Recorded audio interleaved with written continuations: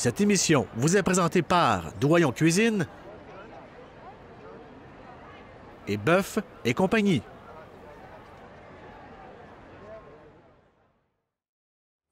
Alors bonjour et bienvenue aujourd'hui à Au goût de chez nous. On travaille la brasserie Saint-Antoine. 3 bières, 3 recettes. On va commencer premièrement en préparant le dessert, toujours commencer par la fin.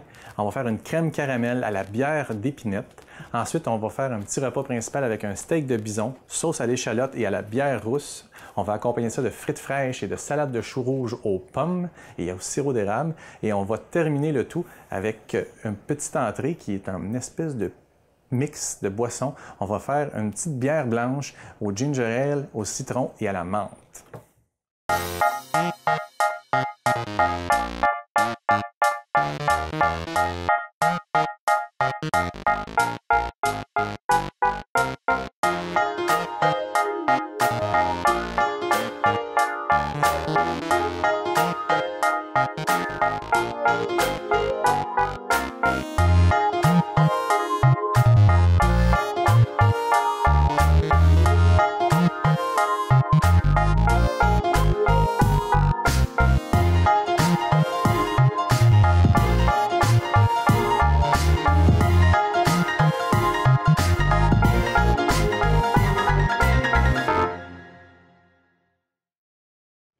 Tout d'abord, on commence par le dessert. On va commencer la crème caramel à la bière d'épinette.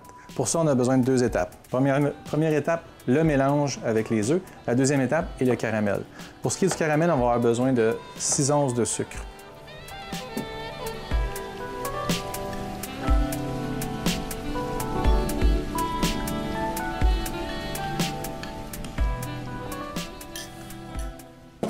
À ça, je vais rajouter environ 1 tasse de bière d'épinette. On met tout ça sur le rond et on laisse caraméliser. On va juste s'assurer que le sucre est bien dissous. Parce qu'une fois que ça va commencer à bouillir, il ne faut plus brasser. Si on brasse, ça va faire comme une cristallisation des sucres. Le sucre va pogner en pain. On veut que ça reste caramel. Donc, juste faire attention. Je mets ça sur le feu, je n'y touche plus parce que je ne veux pas que le sucre cristallise. En le brassant avec un mouvement rotatif, on va pouvoir s'assurer qu'il y a une belle fonte du caramel. Mais si je le brasse avec un ustensile, je vais faire entrer de l'air dedans, ce qui va causer des cristaux de sucre qui vont pogner en pain. On ne veut pas ça. Donc on le met là, on n'y touche pas et on le laisse aller. Pendant ce temps-là, ce qu'on va faire, c'est qu'on va préparer... On a besoin de 3 œufs pour notre mélange de lait.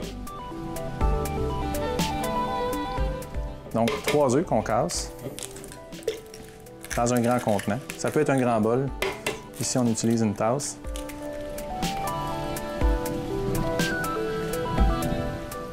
À ces œufs-là, on va rajouter 2 onces de sucre.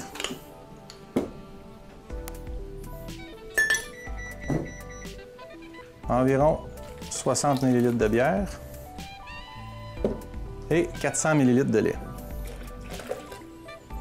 On va utiliser notre pied mélangeur pour bien mélanger tout ça.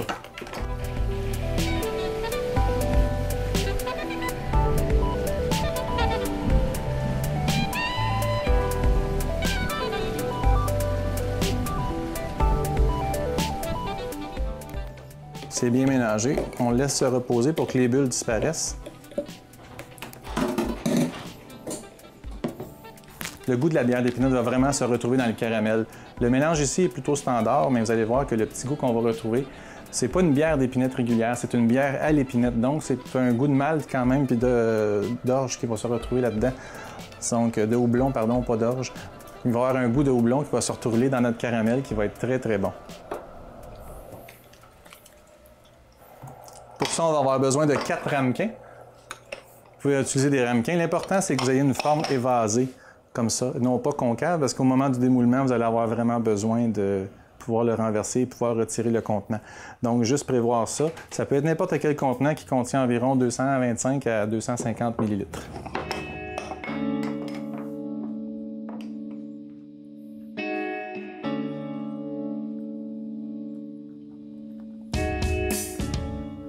Gardez un œil là-dessus, des fois avec la bière, ça fait beaucoup de mousse puis ça pourrait déborder. Donc si jamais ça vient à déborder, juste soulever le chaudron, le laisser se calmer, on le remet. Puis à un moment donné, la densité du sucre va être assez élevée qu'il va arrêter de faire de l'ébullition.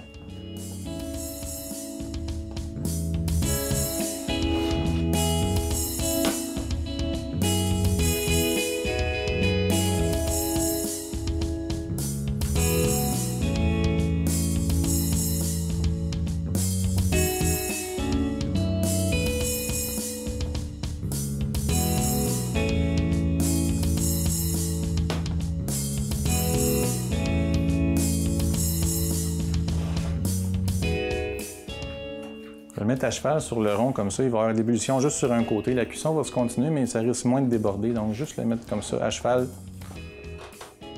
Faites attention, ça bouille, ça fait des éclaboussures. Donc, c'est du caramel, c'est très, très chaud. Pendant que notre caramel cuit, on va préparer notre petit mix avec notre bière blanche puis notre ginger ale. On va avoir besoin pour ça d'un citron. Vous allez avoir besoin de quelques feuilles de menthe fraîche, je vous dirais une douzaine de feuilles de menthe fraîche. Si vous enlevez des feuilles après un plant, c'est facile, hein? Vous tenez la tête puis vous tirez par en bas. Normalement, les feuilles se détachent facilement. Donc, prise 2. Voilà. Ça, on va les hacher grossièrement. Et on va les rajouter dans notre pichet ici avec des glaçons dedans.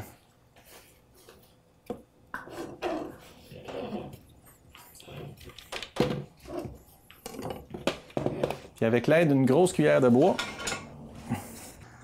alors ce qu'on va faire, c'est qu'on va écraser avec le manche de notre cuillère en bois les glaçons et la menthe. Ce qu'il va faire, ça va écraser la menthe, ça va libérer les huiles de la menthe qui vont donner un goût à notre breuvage. Fait qu'on y va.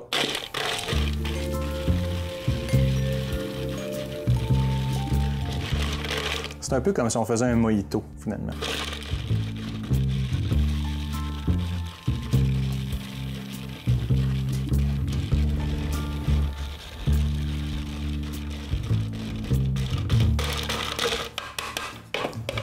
Ça va comme ça. Vérifie mon caramel. Tout se déroule bien.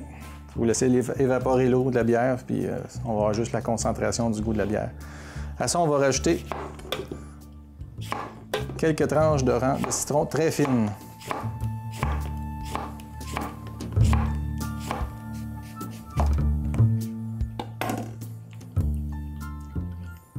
On va les recouper en deux.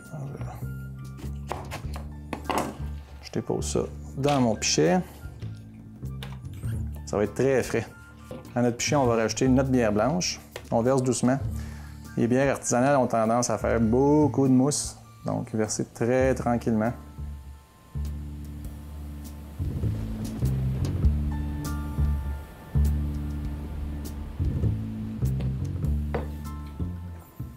Ici, on utilise la blanche. Ça pourrait être une blonde, ça pourrait être une autre sorte de bière aussi, c'est pas très grave. Et on va combler avec une canne de ginger ale. Là, je la mets environ le 2/3 de mon ginger ale. Les bières de la brasserie de M. Gérald Desneaux à Saint-Antoine-Abbé, c'est des bières de 500 ml. Donc, c'est un petit peu plus qu'une canette régulière. C'est un tiers de plus. Donc, ça vous donne un rapport 1 pour 1,5 à peu près. On va juste donner un petit coup de brassage.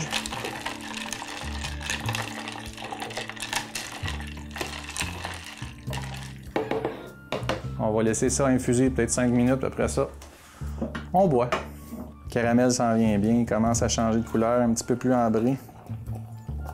Mais je veux vraiment attendre qu'il y ait une teinte vraiment caramel foncé.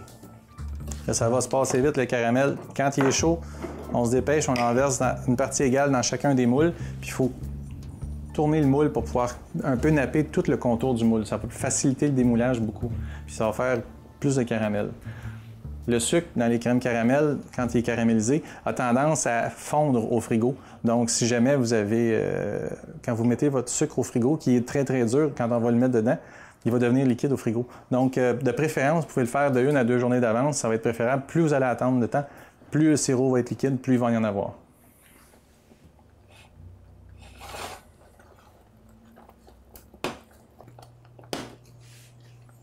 Vraiment une odeur particulière. De la bière sucrée. Mais croyez-moi, c'est très, très bon. Le sucre commence, les bouillons commencent à être plus blonds. Donc là c'est vraiment une question de secondes. Là. Dans 15 secondes, c'est fini. C'est assez. On va laisser la mousse retomber. Vous allez voir la couleur ambrée ici. On va le brasser tranquillement comme ça. Ça va se répandre. Ça va tout devenir égal.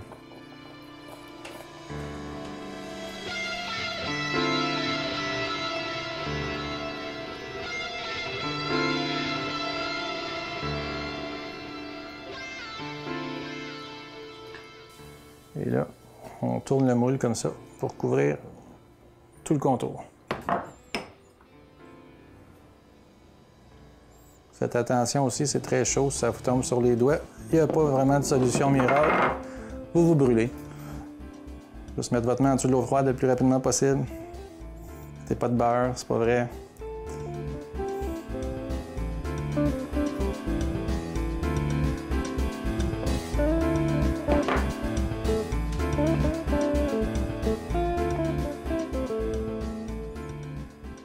Et voilà. Pour faire cuire les crèmes caramel, il faut les mettre au four. Puis on met un four à 325 environ. Juste les déposer dans une casserole comme ça. Parce qu'on va les faire cuire au bain-marie au four. Juste couler le mélange de crème par-dessus directement.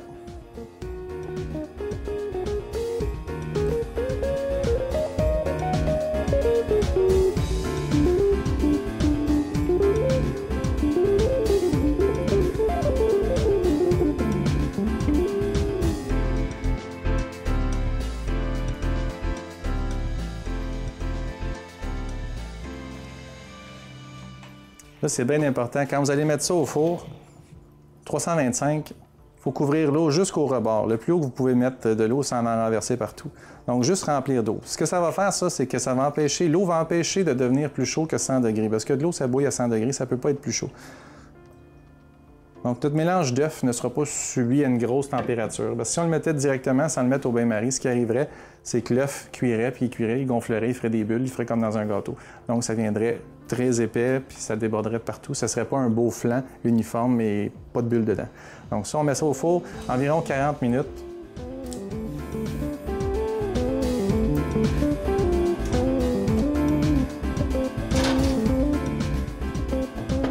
Sur la tablette du milieu, 325, environ 40 minutes. Juste vérifier.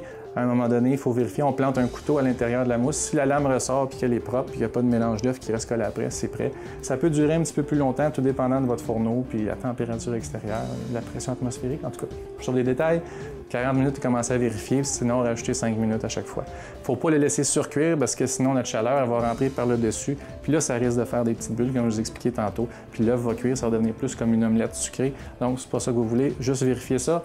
35 minutes, 40 minutes, on vérifie ça tantôt.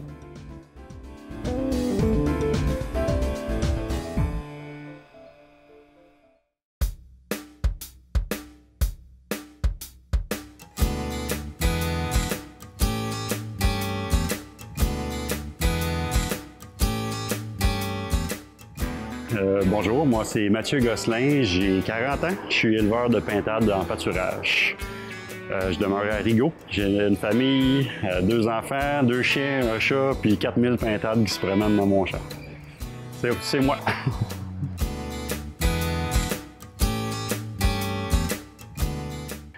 Mon produit, moi, c'est de la pintade élevée en pâturage. Je fais de la pintade élevée en pâturage parce que j'ai toujours eu comme objectif de faire un produit d'une qualité absolument exceptionnelle parce que je suis un amateur de bonne viande, je suis extrêmement difficile sur mes viandes et je cherchais à avoir une volaille d'une qualité absolument à toute épreuve, avec beaucoup de protéines, très peu de gras, beaucoup de saveur. Et puis j'ai toujours été très déçu des gibiers que j'achetais à l'épicerie. Quand j'étais jeune, on allait à la chasse à la perdrix, puis je sais c'est quoi de la bonne viande de qualité sauvage. Puis j'étais pas capable de retrouver ça en épicerie. Et puis pour être né sur une ferme, à 5 ans, je ramassais les œufs, j'ai grandi là-dedans. Je sais comment faire pour élever une volaille de qualité. Et puis c'est comme ça que ça a commencé. J'ai commencé à élever mes propres poulets puis mes propres pintades. Et puis ça a fait boule de neige. Il y a des gens dans la région aussi qui ont commencé à être intéressés par notre produit, des restaurateurs aussi qui cherchaient des produits de qualité pour leur restaurant. Dans les restaurants connus de la région, il y a bien sûr l'Auberger Galant, la Maison du Défricheur, la Barigoulle à Valleyfield, il y a la Plume Blanche à Vaudreuil, le Surcouf à Sainte-Anne-de-Bellevue, le Gourmand à Pointe-Claire, la Maison Verte à Pierrefonds. Il y a au Goût des Saisons, à Beauharnois, il y a Citron et Basilic à Huntingdon, le Toqué bien sûr à Montréal, le Méac, le Laurier Raphaël, le Renoir à l'hôtel Sofitel, chez Victoire, sur Mont-Royal, le Bleu Raisin, le French Connection. Est-ce que j'en oublie? Le quartier général aussi sur Guildford. La liste complète est sur notre site internet si vous voulez voir de toute façon.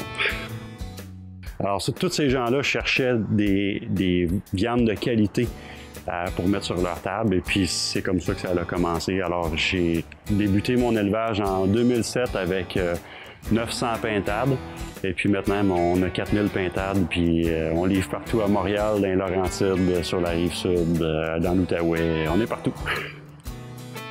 On peut aussi retrouver nos pintades au marché de Rigaud le vendredi soir, marché champêtre, au milieu du village. Le marché de Sainte-Anne-de-Bellevue le samedi matin de 9h à 2h. Et puis le marché fermier Myland qui est au parc La Haye au coin de Laurier et Saint-Laurent. Ça, c'est tous les dimanches de midi à 4h. Et puis, bien sûr, nos pintades sont disponibles à la ferme. On les retrouve aussi en boucherie spécialisée à Boucherie de Tours, au marché Hotwater, Boucherie du Prince-Noir, marché Jean Talon. Et éventuellement, vous allez pouvoir nous retrouver à partir de la mi-septembre à l'épicerie fine chez Latina. Le principal avantage d'acheter local, c'est que vous êtes sûr de ce que vous mangez. Il y a beaucoup de pesticides qui sont utilisés ailleurs dans le monde, en Amérique du Sud principalement et aux États-Unis, qui sont interdits ici. Il y a des pratiques agricoles qui sont permises dans plusieurs pays, qui sont interdites ici. Exemple, l'utilisation des boues d'usine d'épuration, ce qui est totalement interdit ici, mais qui est fait ailleurs dans le monde. Quand vous achetez un produit qui est local ici, vous êtes sûr de ce que vous mangez. Ça, c'est déjà une excellente raison d'acheter local. Si vous voulez aller encore plus loin que ça, achetez directement du producteur agricole. Vous allez être sûr d'avoir un produit de qualité, sans antibiotiques, sans hormones de croissance, sans farine animale, sans gras animal. Essentiel pour être en bonne santé. Voilà, c'est la principale raison. C'est pour notre santé qu'il faut acheter local. Notre santé physique à nous, mais aussi pour notre santé environnementale, parce que le transport des aliments génère énormément de gaz à effet de serre. Plus vous allez acheter local, moins il va y avoir de gaz à effet de serre qui vont être produits au niveau du transport des aliments. On est 4 associés dans Plume des Champs, 4 associés investisseurs, dont moi, bien sûr. Mais la seule personne qui travaille à temps plein sur la ferme, c'est moi. Ma conjointe m'aide quand elle a de la disponibilité du temps. Elle m'aide pour toutes les questions de mise en marché, monter les feuillets publicitaires. Elle est assez douée pour ça. Et puis j'ai un autre associé qui me fait des contacts avec des restaurateurs quand il y a du temps. Puis il vient me donner un coup de pouce à la ferme pour installer des filets de protection pour les pintades au printemps quand il est capable, parce que lui aussi il travaille à temps plein à l'extérieur. Mais principalement, c'est moi qui fais tout ça pour 4000 pintades.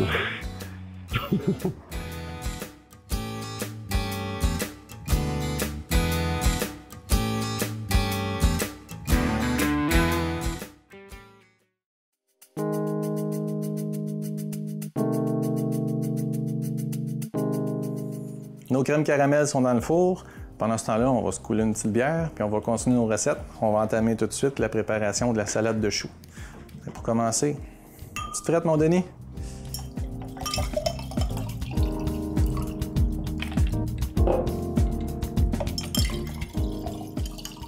On va répartir un petit peu de citron dans chacun.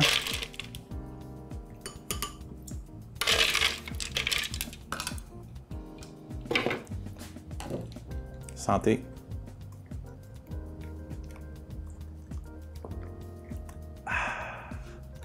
Excellent. Avant d'entamer notre cuisson de nos viandes et de notre steak et de notre sauce, on va préparer notre à côté tout de suite, notre salade de choux, qu'on va préparer ensuite nos pommes de terre pour nos frites. Alors, vous allez avoir besoin d'un petit chou rouge, grosseur un petit peu plus que mon poing.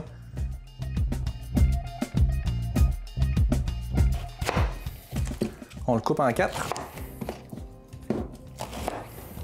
Notre oignon est en dessous, on enlève le cœur.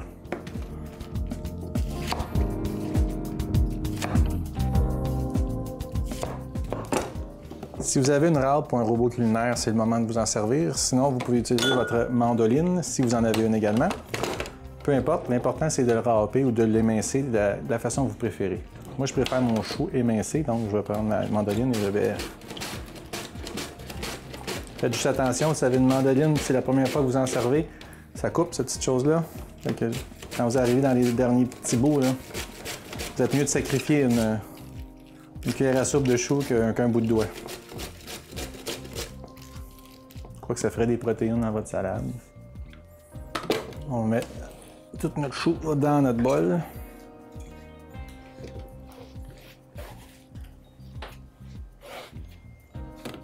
Ensuite de ça, il y a un petit ajustement ici pour faire des juliennes. C'est merveilleux.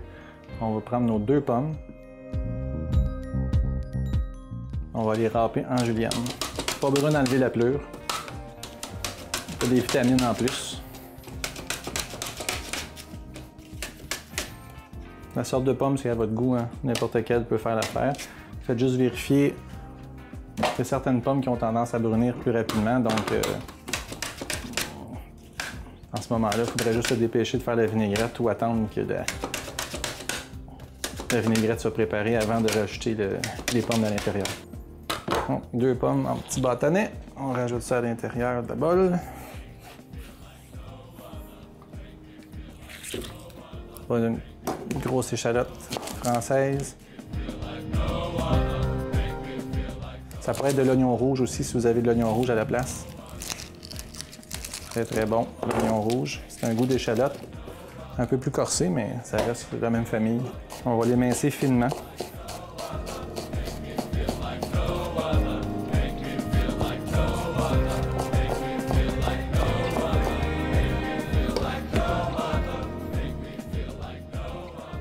On va faire notre vinaigrette.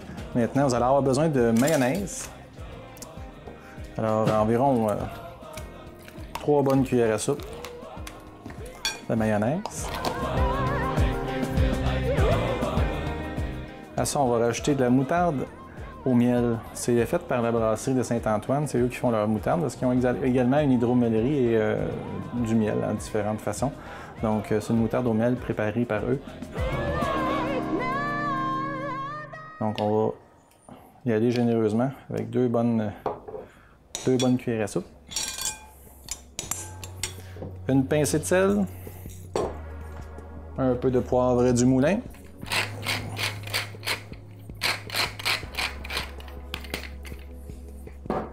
Ensuite de ça, on va rajouter du vinaigre de cidre, qui est un vinaigre de cidre de pomme. Je dirais 3 bonnes cuillères à soupe, là. On va mélanger le tout. Puis à ça, on va rajouter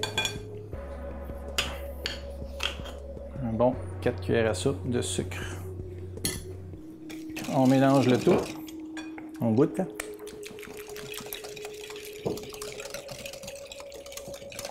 Ça a bien de l'allure. On va rajouter un peu de moutarde.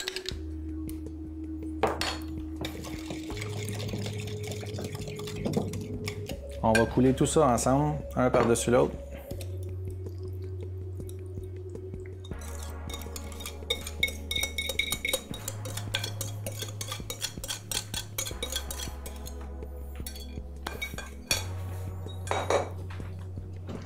Et avec vos grandes pinces ou vos grandes mains, on va brasser tout ça.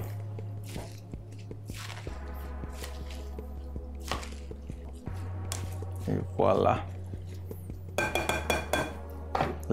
Le sucre a tendance à fondre au frigo, comme je vous ai dit tantôt. Donc, on va la laisser se reposer au froid. Le sucre va se dissoudre, puis elle va macérer un petit peu. Elle va être un petit peu plus mollasse, la salade. Elle va être un peu plus goûteuse. Donc, on va laisser se reposer au frigo le temps qu'on prépare notre sauce aux échalotes.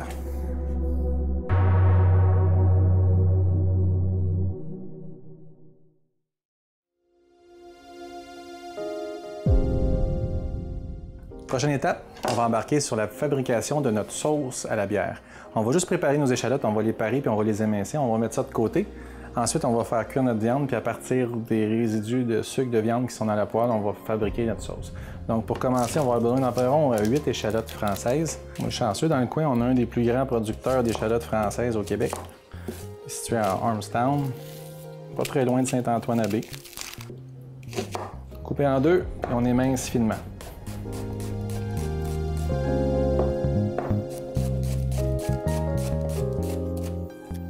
Puis là, vous vous demandez tout comment ça se fait qu'ils coupent des oignons et qu'ils ne pleurent pas, hein? Ça s'en vient. En fait, ce qui est le fun, c'est quand on a un couteau qui est très tranchant. Ce qui fait pleurer dans les oignons, ce sont des petites... si on regarde une pleure d'oignon au microscope, finalement, c'est comme des petites alvéoles qui sont remplies de jus d'oignon. C'est ce jus d'oignon-là qui est irritant pour les yeux. Quand on a un couteau qui coupe beaucoup, on tranche les alvéoles puis le jus ne revole pas. Quand notre couteau ne coupe pas, on l'écrase, ça fait comme des petits sprays, un peu comme des plures d'orange qu'on fait aller. Donc ça peut arriver dans ce cas-là que ça l'irrite les yeux puis ça fait pleurer. La quantité qu'il y a sur la table, là, je commence à avoir l'œil qui chatouille. Et voilà. À ça, je rajoute 3 gousses d'ail.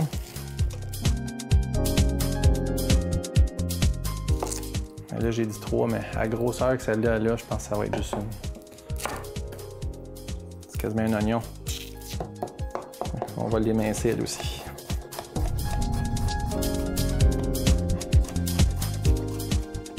Là, avant de continuer notre sauce et d'entamer la cuisson de nos steaks, on va voir à nos patates tout de suite. On va faire des frites aujourd'hui. Des frites avec la pleure. On n'a pas besoin de l'enlever. La pleure est remplie de vitamines, c'est quelque chose qu'on n'est pas obligé d'enlever, surtout pas pour de la friture. De plus en plus, il y a même des restaurants à Montréal qui font juste brosser leurs patates pour faire des pommes de terre pilées puis qu'il reste les morceaux de pleure à l'intérieur. Ça, on va juste enlever les parties qui sont moins belles. Et on va se tailler des bâtonnets d'environ 1 cm carré.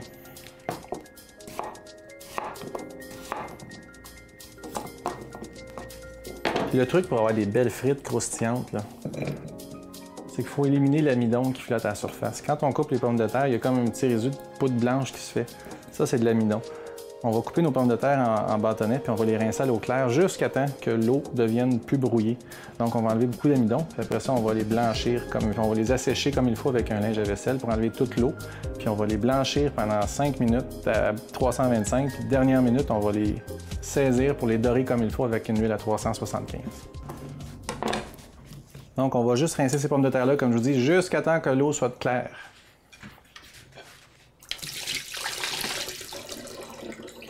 Voilà, on va les éponger comme il faut. On va enlever toute l'eau. Parce que l'eau et l'huile chaude, ça fait pas bon ménage, je vous le dis tout de suite. S'il reste trop d'eau, ça va pétiller, ça va voler partout. Risque de brûlure, on n'a pas le goût encore. C'est pas agréable. On va les remettre dans le bol comme ça. Ils vont continuer de s'assécher, puis on va les protéger de l'air pour pas qu'ils s'oxydent. Là, on va voir la cuisson de notre viande. Poêle sur le feu. On allume ça, on laisse chauffer ça jusqu'à temps que ça soit très chaud. On veut bien saisir la viande pour qu'elle caramélise à la surface. C'est là qu'on va développer toutes les saveurs, puis tout ce qui va coller un petit peu dans le fond de notre poêle, ça va être excellent pour notre sauce, ça va donner plein de saveurs. Ici, on a 4 steaks. C'est de l'intérieur de ronde de bison.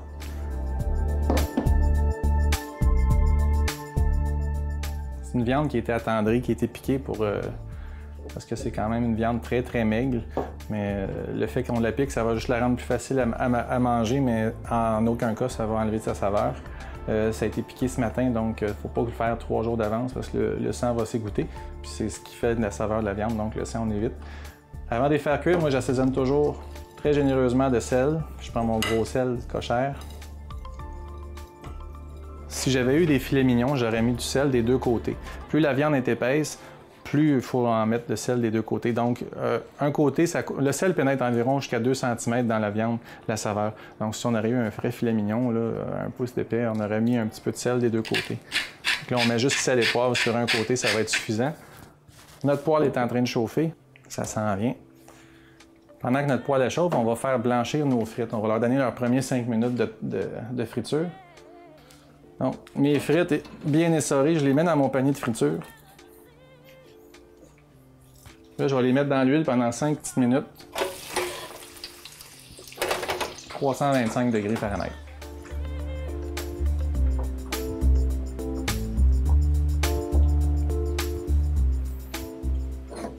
Donc, notre poêle est bien chaude.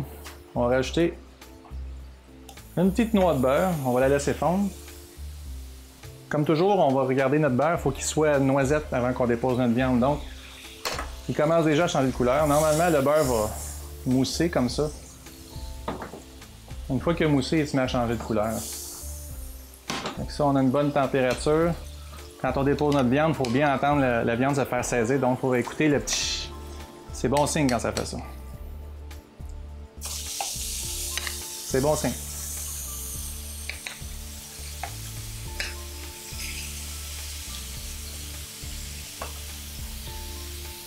Les steaks, je vais leur donner environ 2 minutes de chaque côté, 2 minutes, 2 minutes et demie, pour avoir une cuisson à peu près médium saignante.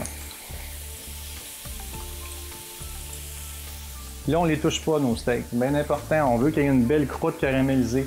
Fait que si je me mets à promener partout dans la poêle, ce que je vais faire, c'est que je vais refroidir ma poêle à plusieurs endroits. Donc, en ce moment, la poêle, elle a accumulé une chaleur, puis elle la distribue à la viande. Si je me mets à la promener partout, je n'aurai pas cette croûte caramélisée croustillante qui fait qu'on a une bonne viande. C'est tentant, par exemple, de vouloir les brasser.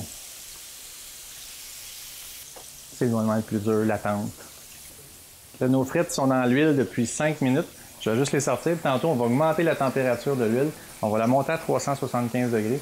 Puis 2 minutes avant de servir, on les retrempe dedans pour leur donner leur beau doré croustillant.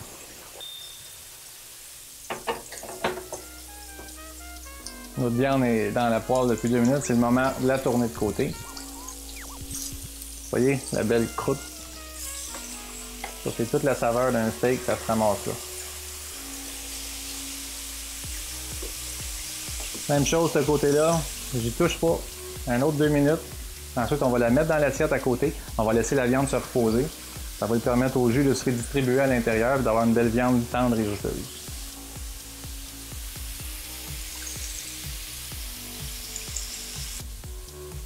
Ça fait 35 minutes, nos crèmes sont dans le four. On va juste vérifier la cuisson. On va les sortir, on va regarder ça ensemble.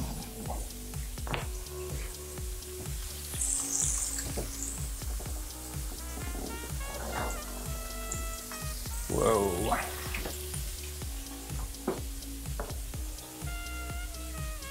Donc, avec la pointe d'un couteau, on va piquer à l'intérieur.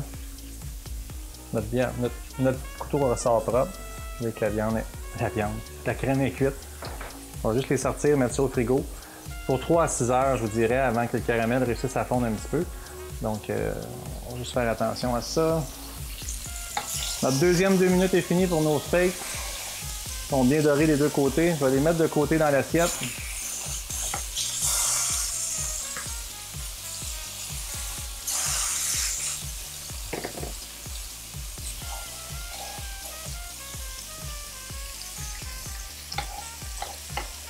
Je vais rajouter un petit peu de beurre, puis on va rajouter toutes nos échalotes directement dans la poêle avec notre ail et quelques branches de thym frais.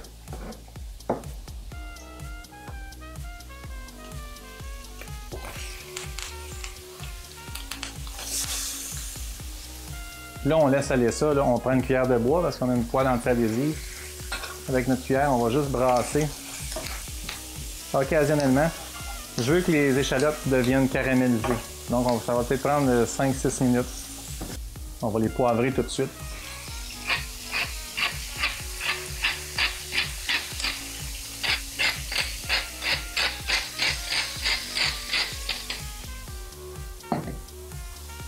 Le fait de faire caraméliser les échalotes, ça va leur donner beaucoup de goût. Un petit goût très sucré aussi. C'est quand même un petit oignon qui est doux. On va tricher un petit peu, ok? On va rajouter une cuillère à soupe de cassonade, ça va les aider à caraméliser un petit peu plus vite.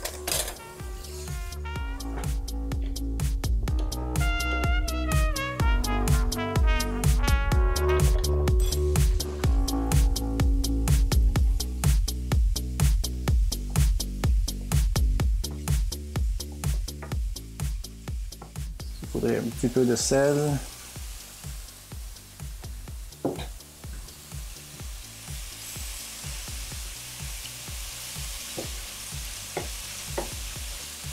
Quand ils ont caramélisé, ça va être le temps de mouiller avec notre bière. Aujourd'hui, on utilise de la rousse. Ça pourrait être n'importe quelle sorte de bière, mais j'aime bien la rousse ou les bières noires pour les sauces. C'est un goût riche puis un peu plus profond, on dirait, que les bières blondes, les bières blanches. Donc ma petite rousse, là il y a 2 tasses là-dedans, je vais en mettre la moitié au moins. Puis on va laisser réduire ça presque jusqu'à temps qu'il n'en reste plus. Donc ça va vraiment comme faire un caramel autour des échalotes.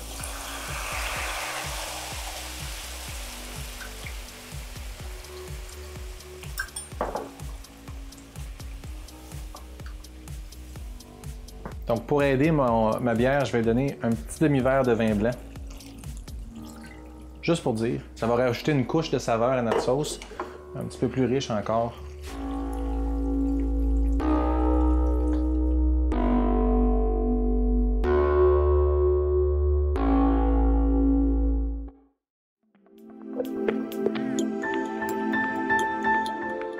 Donc une fois que notre bière a réduit d'environ du 2/3, il ne reste pas beaucoup de jus. On va racheter notre bouillon de bœuf. Puis on va laisser encore une fois réduire du 2/3.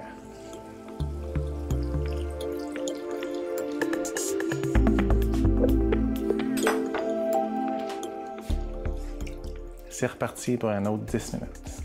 C'est long, mais ça va en valoir la peine, je vous le garantis.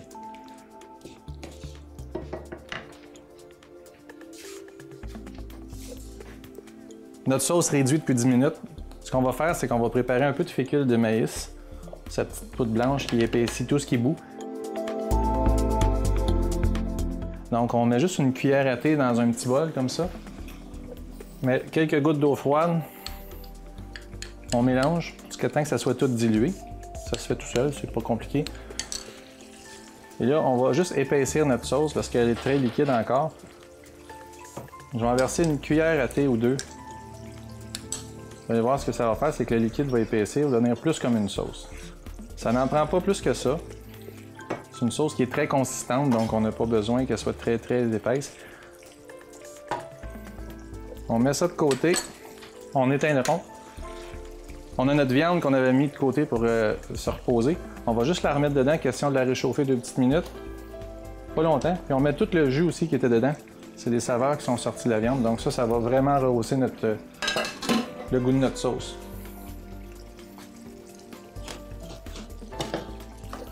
Avec nos pinces, on va juste essayer d'enlever les branches de thym.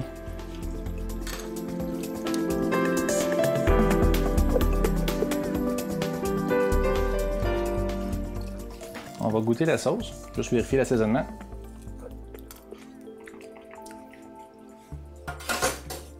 Ça me semble bien beau. Ce qu'on va faire, on va finir nos frites puis on va dresser nos assiettes tout de suite. Notre huile est montée à 375 degrés.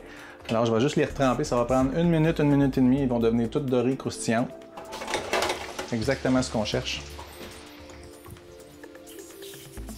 On va se préparer un petit plateau pour les sortir et les égoutter.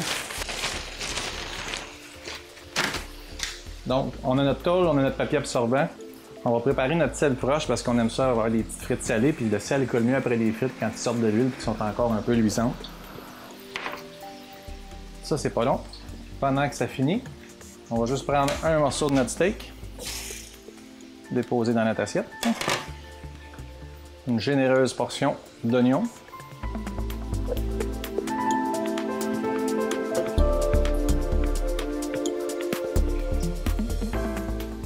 On va se mettre une belle portion de salade de choux. On the side. Donc on sort nos frites. On enlève l'excédent d'huile. On verse sur notre papier absorbant. Tout de suite. Bonne portion de notre gros sel.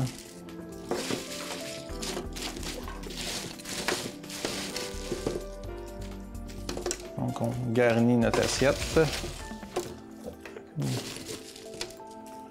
Une bonne dose de frites. Et là, on s'est forcé pour faire une belle sauce avec du thym frais. Alors, on va prendre la plus belle branche de thym qu'on a dans notre assiette, dans notre plat. Et on va dresser notre assiette comme ça. Donc, steak de bison, sauce à l'échalote et à la bière avec frites maison et salade de choux aux pommes. On va démouler maintenant notre crème caramel. Nos crèmes caramel sont bien refroidies. Alors, tout ce que vous avez à faire, c'est avec un petit couteau d'office. Vous longez la paroi en tournant. Un tour complet. Votre assiette. Puis Un coup sec. Normalement, elle devrait avoir décollé. Et on enlève. Et voilà. Crème caramel à la bière d'épinette. Puis là, pour décorer ça, j'avais pas de branche d'épinette.